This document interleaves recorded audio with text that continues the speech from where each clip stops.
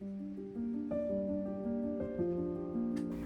of change have been sweeping through our lives lately, and while I've not done a whole lot of publishing of my work, I've done a lot of crocheting, and I thought I'd show you some of the projects I've been working on.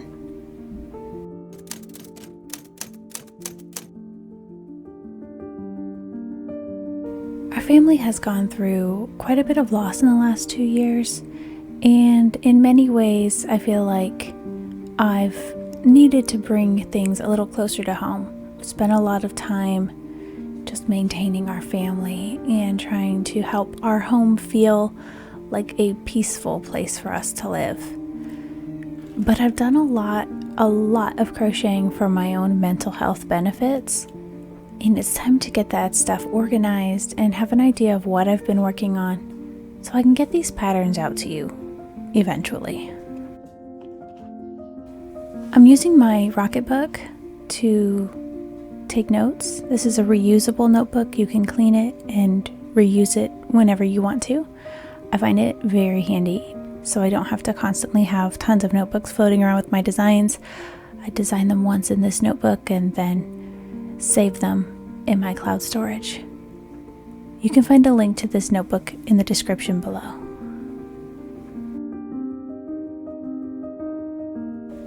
This first design I've decided to call the Forget-Me-Not shawl. I love the way the negative space in the stitches seems to form little flowers. I worked on this shawl on our vacation in Georgia. We took an opportunity to go visit my grandparents. My Nana has late-stage dementia. She did not remember me when I was there or my children, but she was happy to see us, and I was thankful we could give her a little joy. I received a message this morning that she's been sent home from the hospital and is not expected to live out the rest of this week, so I imagine I will soon be going back to Georgia. I'll probably wear this shawl while I'm there.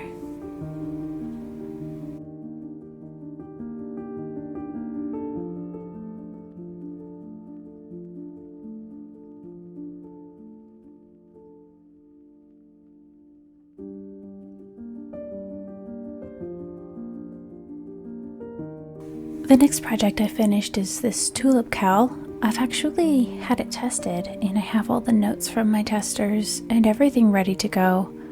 I just haven't had the mental, readiness to sit and finish the publishing process. But it should be ready very soon. I might wait a little bit before I put it out, or I might have the energy to do it next week. We'll see, but it's beautiful. You can see how it's styled. I absolutely love this yarn. It's from Yarn for the Masses. She hand dyes acrylic yarn, so it's a little more affordable than hand-dyed wool, but it gives that same beautiful depth of color that you see in hand-dyed yarns.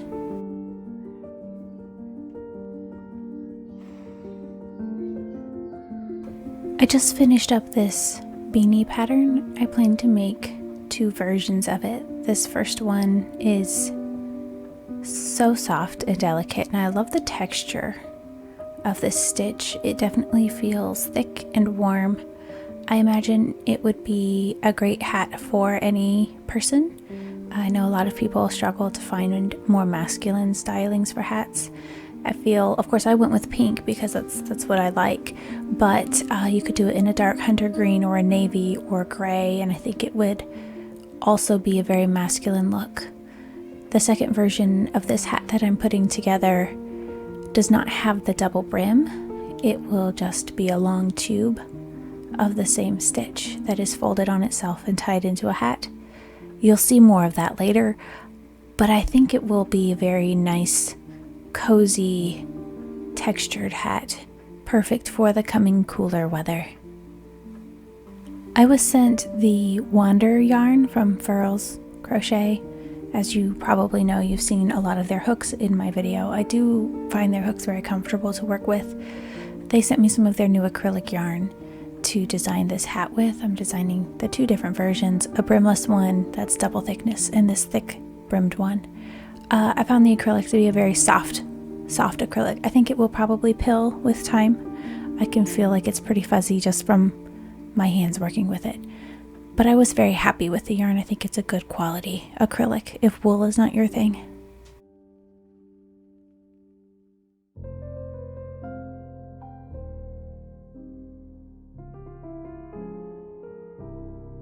This blue beanie I actually designed last autumn. Yeah, last autumn I think it was. It is the same stitch as the Spumiglie Cowl, which is a free pattern on my blog. I just haven't taken the time to write it up or have it tested.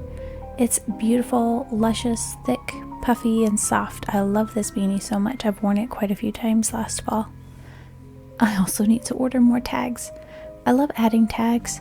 I will put a link to the person I shop tags from in the description below. So you can get tags for your work. I think it makes them look very professional.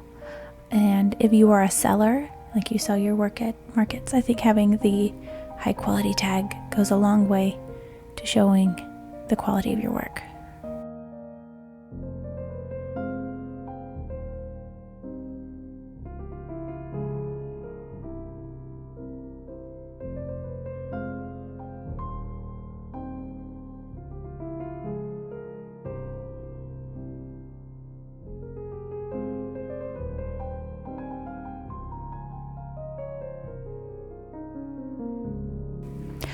I purchased this beautiful hand-dyed yarn at the end of 2019. My husband and I say 2020 actually began.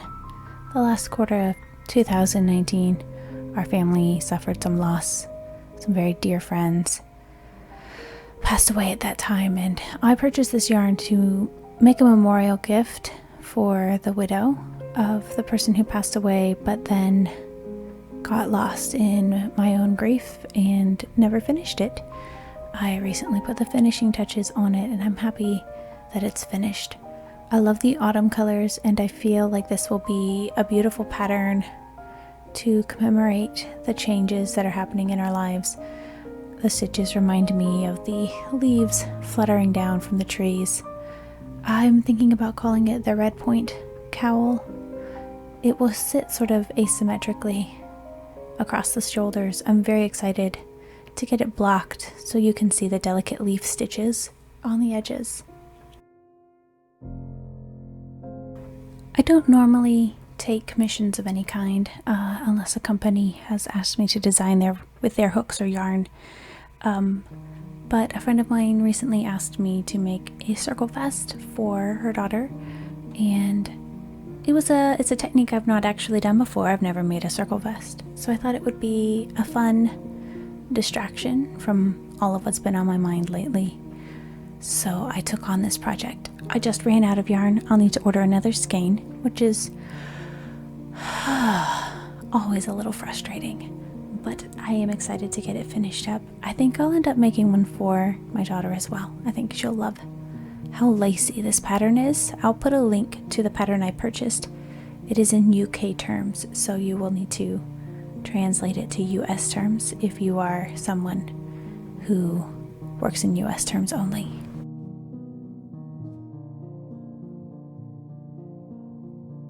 I designed this scarf earlier this summer using a sock set of hand-dyed yarn from Less Traveled Yarns. It's delicate, it's lacy, it's everything I love in a crochet pattern. It's almost finished being written. I've even had people apply to test it already. I just need to sit down and finish the busy work. But my hands don't want to stop crocheting to do the boring parts of publishing patterns.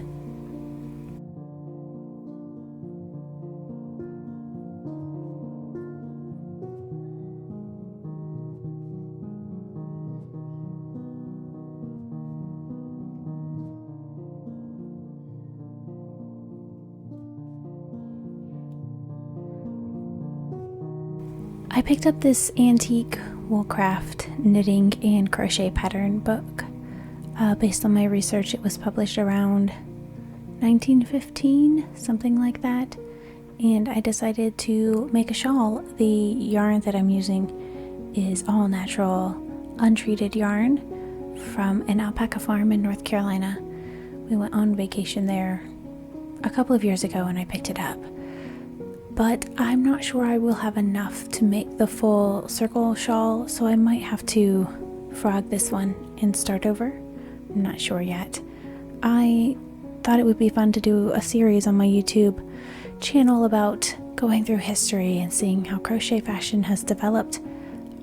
But I just haven't had the energy to put into it lately, and I've been more focused on crocheting things that I can do without the camera on the full time, so I can just enjoy the process.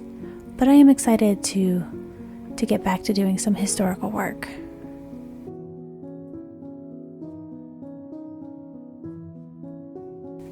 I recently decided to add knitting to my list of fiber skills.